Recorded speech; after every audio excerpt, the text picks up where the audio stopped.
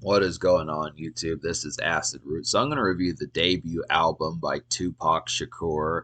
And basically, this album is called 2pacalypse now, and it came out in late 1991. Now, this is different from Tupac's gangsta rap days. This is very much politico type stuff, political kind of social commentary kind of rap music, which was kind of more familiar to like the late 80s and early 90s, the sort of stuff that like Public Enemy, Ice Cube, little bit of NWA in there. Some of those type folks did that sort of thing. Maybe even Digital Underground. I'm not really sure. But yeah, basically Tupac had a pretty large 1991. He kind of started off as like a roadie with Digital Underground, and he dropped a verse on one of their projects, which is this is an EP release that came out in early 1991, which I reviewed like about a month ago. I would check that one out to see what you think of like Tupac's first verse ever, at least on mainstream music. And then just to kind of say that I'm going to review more Digital Underground. But in the meantime, I also wanted to see some of Tupac's early days just because I've owned this album for a while, but the concept behind it is I just haven't listened to like the full thing, at least not to the extent of like in a review context. I wanted to see how much it had. I know that I don't like this album as much as I like All Eyes on Me and Me Against the World, but I do feel like this has some quality in here, but it's just very kind of dim just by the overt kind of more. It has stuff to say, and it's kind of more of a food for thought album.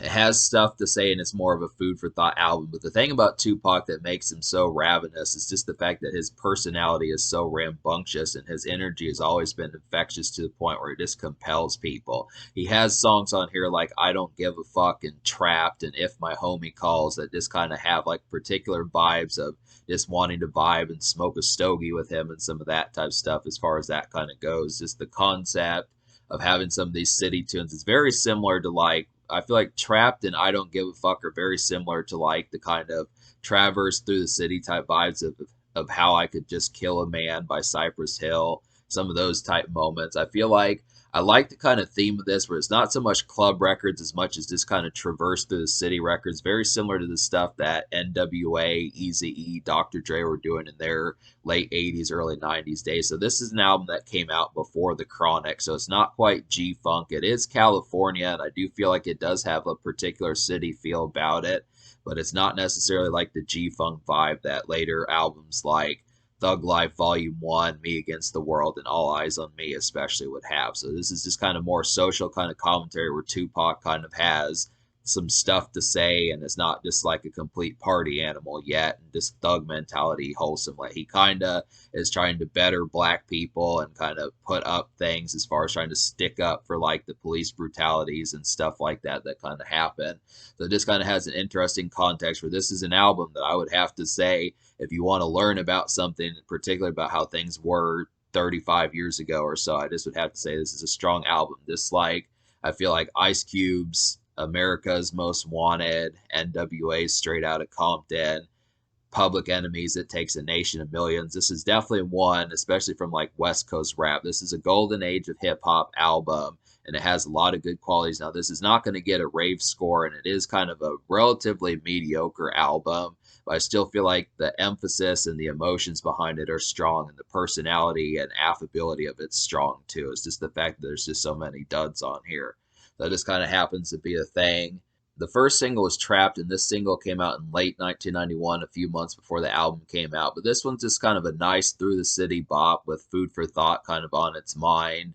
And it's kind of a traverse tune. It's definitely one that just kind of feels like the sort of stuff that NWA does with songs like Straight Outta Compton and Gangsta Gangsta and some of those. Has that same kind of this jivey, kind of lighthearted city type bop, despite the fact that the lyrics are kind of more kind of serious and less recreational. But it's just kind of the concept of just saying the concept of growing up in the ghetto and having other problems just with the standard law system and some of those type things. It's just a great single to kind of have kickoff for Tupac. This was his debut single on his own, and it just kind of showcases the fact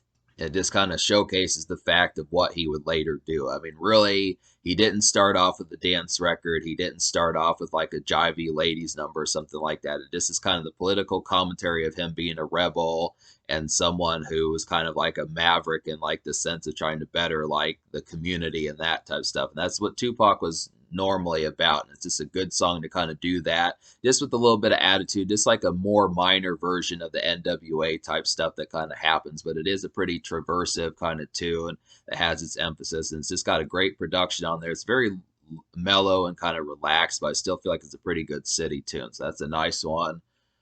The second single is Brenda's Got a Baby, and this one came out in the fall of 1991, just basically weeks before the album came out. And this one is a popular song by Tupac. If you pick up Tupac's Greatest Hits album from 1998, this is one of the songs on there. This is typically seen as one of Tupac's best songs. But the whole thing about this song, I don't recommend this song, but it is a great song, and I give it that respect just because it had a lot of commentary about girls that get pregnant when they're teenagers or something like that and have problems with the child and have to abandon it and that type of stuff.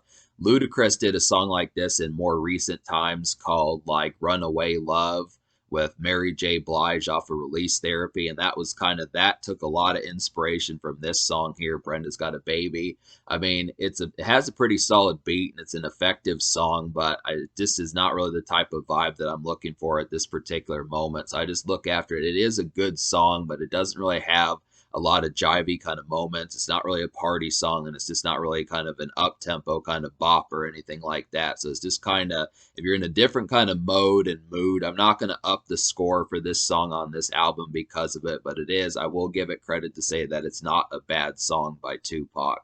It is kind of a different light, and it just, I can't, the reason why I don't add it to the score is because I don't know how many often like times I would listen to this song and such. That's this kind of thing. But this is kind of one of those ones that had, this is a second song that has some food for thought about it, that kind of showcased Tupac in a more with something to say kind of attitude and that type of stuff. It is a good song, but it's not one I'm going to recommend. And then the third single is If My Homie Calls, which came out in the winter of 1992. So this is one, I like this song.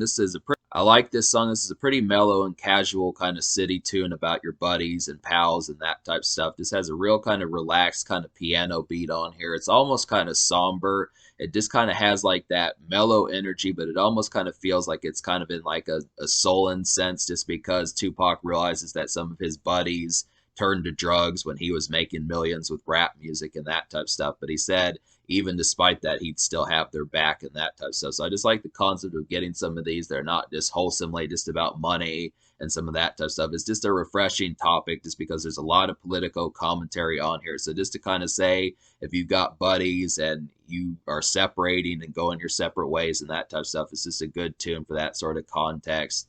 It's a pretty good tune for that sort of context, and it's a pretty good city tune also. It just really feels like something on like a mellow day that you kind of just cruise through the city, maybe get some chips, some Fritos, something like that. Those type vibes. Just kind of, maybe you see a buddy that you haven't seen in a few weeks or a couple months or something like that, and just kind of have that sort of thing. So it's a great single. I like 2 out of 3 of them, but then really I liked all 3 of the singles, but I just only recommend 2. So that's just kind of the thing. But so I'm going to go ahead and talk about the songs I recommend. So out of 13 songs on this album, I wound up recommending to you 5. It's kind of light. Like I said, this is a mediocre album. It's a decent debut for Tupac, and the thing you have to pay attention to is just the fact that his personality, was what was the good point about this album, just because as you pay attention to him on later albums, he would continue to improve. This is just kind of a rough around the edges debut, has a great personality, but I just feel like the production on this album is pretty poor, and there's a lot of songs on here that have this political commentary about stuff. He just has more stuff on his mind,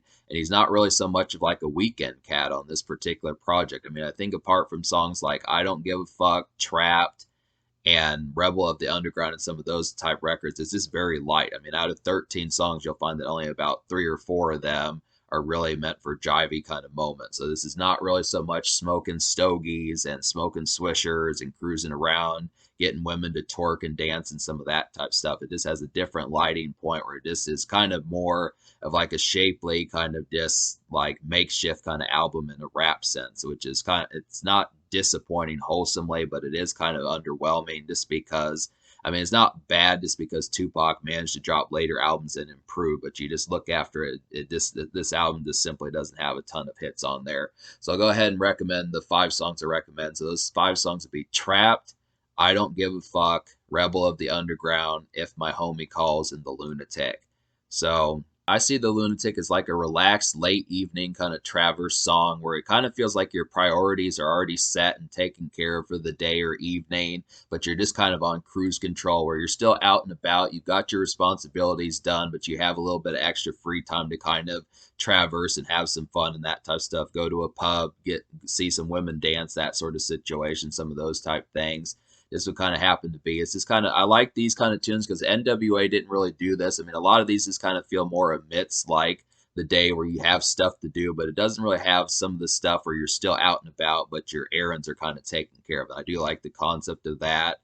I feel like Rebel of the Underground. This is another nice one. This probably has one of the best beats on this album. I think Rebel of the Underground and I Don't Give a Fuck have the most distinct beats on here. Maybe Trap does too, but at least in terms of contemporary, Brenda's Got a Baby's got a pretty good beat, but in terms of contemporary, it would be Trapped, I Don't Give a Fuck, and Rebel of the Underground with the best beats overall on here.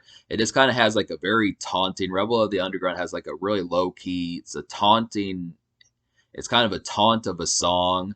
And this is kind of one that you'd listen to in the cut, you know, just a house party kind of vibe. It's not so much like a party tune, but just kind of more at the house. Maybe you're just you and some friends are just playing like Nintendo or PlayStation, something like that, just kind of watching football. Just a real relaxed, where the party is not, where the occasion is not real jivey and like getting crazy, but this is kind of relaxed, this kind of meeting kind of occasion. I also could see this song as just being at like a meeting or something. If you go to like book clubs or other meetings of sorts that kind of have like places like that, this would be kind of a tune for that sort of concept with some of your contemporaries as far as that kind of goes. But I do like that one. It's just a nice taunt of a song. I feel like I Don't Give a Fuck is probably one of the best songs on this album. I really like this one. You can find this on Grand Theft Auto San Andreas if you have an older version of the album. But this is definitely basically the most up-tempo song on here. This has the best city groove on here. It's a real nice day commute and kind of errands. It's a real nice day commute and errands in kind of a jivey way. It just really feels like a more electric version of Trapped. And I just feel like this one has a lot more kind of contemporary energy, where this is the sort of personality that Tupac exacerbated later with songs like California Love and like Picture Me Rolling and Ambitions as a Writer, and some of those moments where they just really started to get him more energized. Because when Tupac's energized, it's infectious. He's definitely got a personality to get people hype and stuff, but he just doesn't do that very often on this album. I mean, I feel like the lyrics that he says on here you relate to, and you can just feel Tupac because it's so relatable. And he's an empathetic rapper, but at least on I Don't Give a Fuck, it's one that actually gets folks excited. It's one that has that spark and ignition of energy that this is unlike most things on the rest of this album. And it's just kind of, I think that's probably why this is one of the most popular songs on this album, because it's one of the few songs that just has some like spark and ignition towards it. But it's just kind of a good concept. I like the other rapper on there too. They just both did this song pretty well. And it's just an overall great city groove and just commute, getting stuff done, like errands and stuff taken care of. The whole thing about this album is just the fact there's just a lot of disappointing moments on here. There's a lot of these moments like Soldier's Story, Young Black Male, Violent. There's songs on here like Violent, Soldier's Story, and Young Black Male that talk about a lot of police brutality and some of those type moments. There's songs like Something or Words of Wisdom and Crooked Ass Nigga that just kind of deal with like more ghetto days and this that type stuff, as far as like low key kind of poverty stricken type atmospheres and just kind of the struggles and some of those type moments. And even songs that are kind of struggles from the women's point of view, like Brenda's Got a Baby and Part Time Mother. I mean, it doesn't, Tupac has always talked kindly about women, so he didn't start off just talking about songs for women to twerk and stuff. He would do songs like Dear Mama and Keep Your Head Up and some of those type records. But on this album, he really only does that. There's not really any dance records to get women kind of twerking and jiving and like percolating and that type stuff. It just is kind of, these are more just about women who are moms and pregnant and that type of stuff, going through the struggle and some of those type moments. It just has a lot of kind of low class welfare kind of vibes about it, where a lot of these productions are pretty stark and plain and don't jump off the page at all. And it just deals with topics that are more food for thought and kind of presentable in like a makeshift sense, more so than having a more kind of contemporary time. So this album's not very contemporary. It kind of makes it a little bit like tame and kind of plain. I just feel like maybe bland, even. I would have to say it's kind of a bland album, but I think Tupac's personality and his lyrics at least helps it somewhat shine through, but not enough. That just kind of happens to be a thing. So I'm going to give this album, like me liking 5 songs out of 13, I'm going to give this album like a 3.5 out of 10, or maybe I'll give this album a 3.75 out of 10. I'm going to give this album a 3.75 out of 10 because I feel like it definitely should have been more than half the album. Even if I had like 6 songs out of 13, that still wouldn't have been half the album. So 5 out of 13 is pretty lightweight in terms of that. 3.75 out of 10 is sufficient. And I just kind of feel like I do feel like there are some jivey moments on here. Trapped, I Don't Give a Fuck, and Rebel of the Underground, but it's just light in that sense. And in terms of the social score, that's difficult. I'll go ahead and give the social score a 4.5. I'll give the social score a 4.25 out of 10 because there are at least 4 or 5 songs for that kind of socializing, but it just has a lot more kind of stuff to say and a lot more kind of messages to get across as far as that kind of went. And maybe this album is important. Maybe it had a part to play. Maybe it was specifically doing that to kind of get things emphasized as far as the civil rights type stuff kind of went. But I just look after it.